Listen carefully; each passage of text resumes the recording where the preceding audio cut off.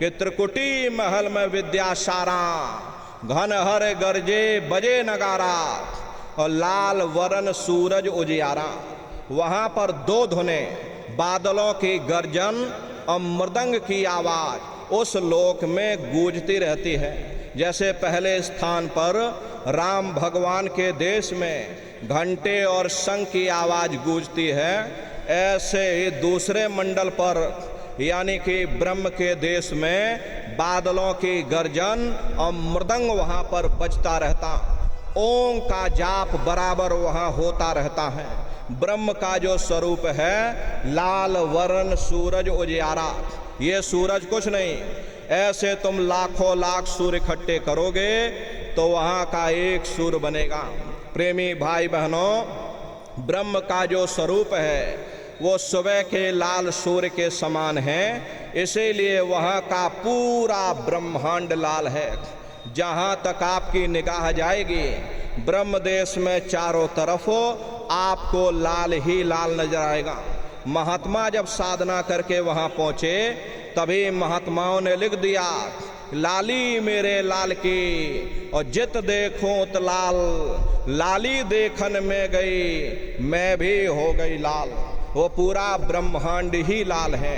तो जितने साधक वहाँ पर पहुँच जाते हैं उन सभी को योगेश्वर कहा जाता है। जैसे व्यास जी हुए, वशिष्ठ जी हुए, वाल्मीकि जी हुए, इन सब की पहुँच वहीं तक थी। इसीलिए कहा गया कि वाल्मीकि भय ब्रह्म समाना। जब इनकी जीवात्मा वहाँ पहुँची और जब इन्होंने ब्रह्म का दर्शन किया तो इनका स्वरूप भी ब्रह्म के समान यानी कि ब्रह्म स्वरूप हो गया। तो जितने साधक वहाँ पहुँच जाते उन सभी को योगेश्वर कहा जाता है। योगेश्वर भगवान श्री कृष्ण उसी देश में वास करते हैं। ये जो ब्रह्म देश है वो श्री कृष्ण भगवान का ही देश है और श्री कृष्ण भगवान वहीं पर रहते हैं। ये बाहर की जन्माष्टमी नहीं है जो आप लोग मनाते हो, अरे ये तो आप नकल करते हो। महात्माओं ने कहा था भाई सही मायने में तुम जन्माष्टमी कब मनाओगे, जब तुम्हारी ये जीवात्मा 5 तत्व जल पृथ्वी अग्नि वायु आकाश और 3 गुण रजोगुण तमोगुण सतोगुण 5 तत्व और 3 गुणों से परे हो करके ब्रह्म देश में पहुँच करके जब कृष्ण भगवान का दर्शन कर लोगे तब सही मायने में जन्म अष्टमी मनाई जाएगी। वहाँ कृष्ण भगवान का दर्शन करने के बाद फिर तुम्हारी ये जीवात्मा तीसरे मंडल के शब्द को पकड़ करके तीसरे मंडल की चढ़ाई करेगी। आगे पहुँची सुन झंकार, ररंकार धुन सुनी पुकार, आगे श्वेत सुन्न है भाई और मान सरोवर पैठ नहाई। उसी के ऊपर तीसरा देश आता है जिसे महात्माओं ने सुन्न देश कहा, उसी को रारंग देश कहा जाता, उसी को अक्षर और नेति कहा जाता। वहाँ के जो मालिक हैं वो रारंग पुरुष यानी कि पार ब्रह्म पुरुष हैं। वहाँ किंगरी और सारंगी 2 धुनें उस लोक में गूंजती रहती हैं और पार ब्रह्म पुरुष का जो स्वरूप है वो पूर्णमासी के चंद्रमा के समान बड़ा ही मनमोहक स्वरूप है। इसी स्थान पर प्रेमी भाई बहनों एक बहुत बड़ा अमृत का सरोवर बना है जिसे महात्माओं ने मान सरोवर कहा।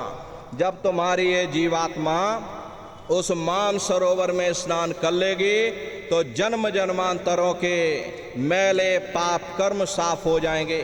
हरे यहाँ के पानी से तुम्हारे कर्मों की सफाई नहीं होने वाली। ये बाहर का पानी तुम्हारे शरीर के मैल को धो सकता है, लेकिन जो पापों का मैल है, जो अंतःकरण में ये जो कर्मों की गंदगी जमा है, वो जब साफ होगी, जब आप तीसरे मंडल पर पहुंच करके उस गंगा में डुबकी लगाओगे, उसमें स्नान करने के बाद ये जीवात्मा हंस रूप हो जाती है।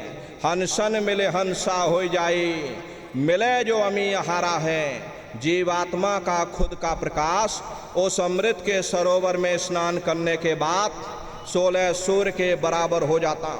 तब फिर यही जीवात्मा चौथे मंडल के शब्द को पकड़ करके चौथे मंडल की चढ़ाई करती है।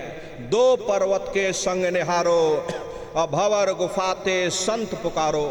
2 पर्वतों को पार करने के बाद वो बड़ा सुंदर देश आता। जैसे महात्माओं ने भंवर गुफा कहा, वहाँ के जो मालिक हैं वो सोहंग पुरुष हैं। प्रेमी भाई बहनों, सोहंग पुरुष का दर्शन करने के बाद ताके परे धाम सतनामा और बेन